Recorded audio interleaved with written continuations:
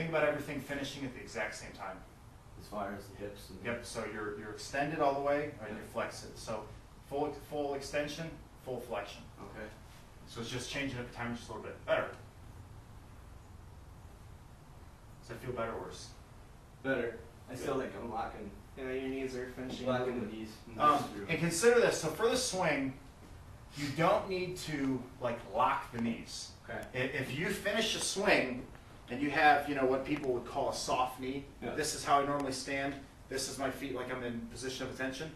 Yeah. The exercise police, I swear to God, will not pull up and take you away if this doesn't go here. Okay. Just like the hips, this, most of the time, this extra bit that people get is going to be excessive lumbar extension. Okay. Isn't that what you're seeing with people too, is they go here. Well, they're trying to lean back into it too much, That- usually is what I see. I mean, I'll tell you, I've only had back pain a couple of times in my life, and the worst back pain I ever had was being cued by two people who are supposed to be great kettlebell coaches to do more of this with more, you know, knee extension. No, you don't need that. Hips come up, knees come up, and then the bell's going to fly. Because for a swing, what we're looking for is reps and speed. Yeah. We're not getting that much extra speed going through that excessive range of motion. Okay. We certainly don't get extra reps. So try that part up and just think about softening up the top a little bit. All right. Still move as fast as you want to, but don't worry so much about are my knees fully extended or is the hip fully extended? All right.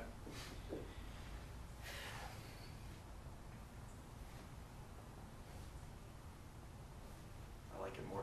That feels better. Yeah, it does feel better. Looks a lot smoother. There you go. Now, as far as where do you look, you can look straight forward. You can kind of angle at the wall. Yeah. Some people track the bell through part of the movement. For most people, when we start testing out where the gaze goes, a lot of people do better just kind of angled out a little bit on the horizon. And that'll make you feel like you're not all over the place this way. Okay.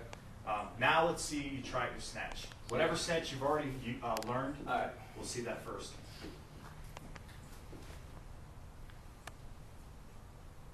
Good. Now drop.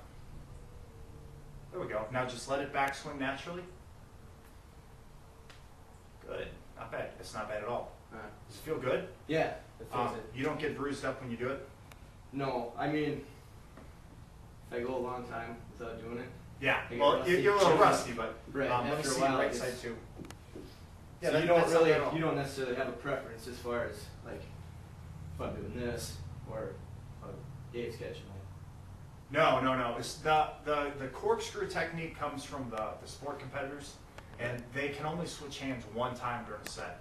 So they have to do everything they can to preserve their grip to get extra reps. Because these guys' backs and shoulders and legs are far stronger than their hands. Right. So they can't go all out for a competition set because the grip would fail first. So what they developed was a technique where you're wrapping the bell on the way up, so it's not as much force coming up, and then you're slowing the bell down, taking it down a windy path on the way down. So you're really only gripping it a couple phases. Okay.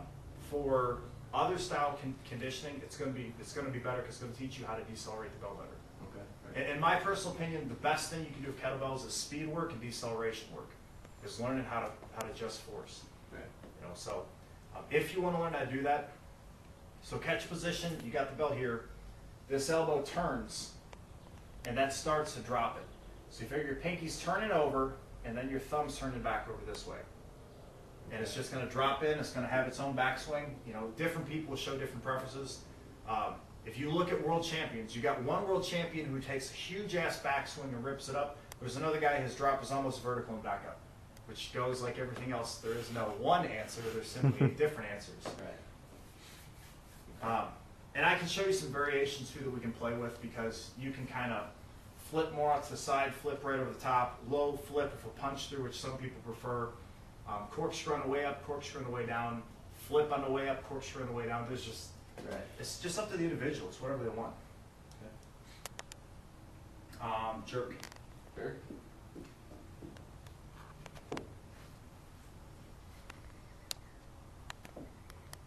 Not too bad. Not too bad at all.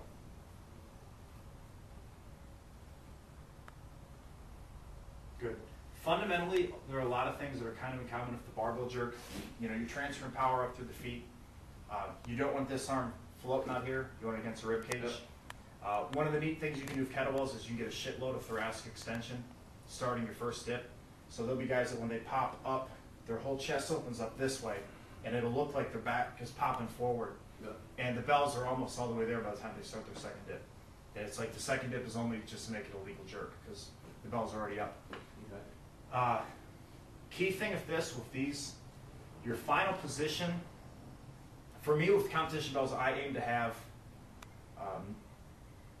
pronated grip with the bells will hit together, and I know it's time to drop them, but you can really tear your shoulders up pretty quick if you go for doubles right away, which is one of the things to watch out for Dave as well.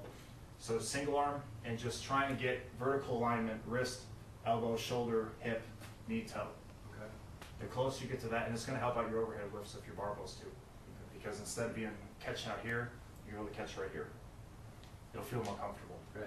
Try it again, and the only thing I want you to think about is more thoracic extension on first dip and on catch. So not catching here, catching here. All right. Better or worse, Mike? Do it again. I was watching the video. Not too bad. Don't feel rushed. Yeah. There we go. Now make it Mm-hmm. easy.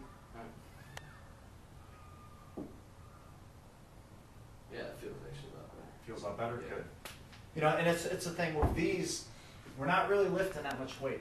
Right. So it's not really the crazy acceleration with them until you get to the big bells. And more as I start, you know, I got bells that go up to 56 kilo. And when you get a bell that big on your arm, you got to sit here in position for it to drop in the middle of the arm. And when you get it overhead, it's fucking painful. So I'm at a point now where if I'm working with anything over 40 kilos, I'm just going to go to barbell. And you'll probably find the same. So for these, lighter bells and just more time. More time. It's more volume than more density. More volume than more density. Mm-hmm. Anything else you guys want me to look at while I'm here today?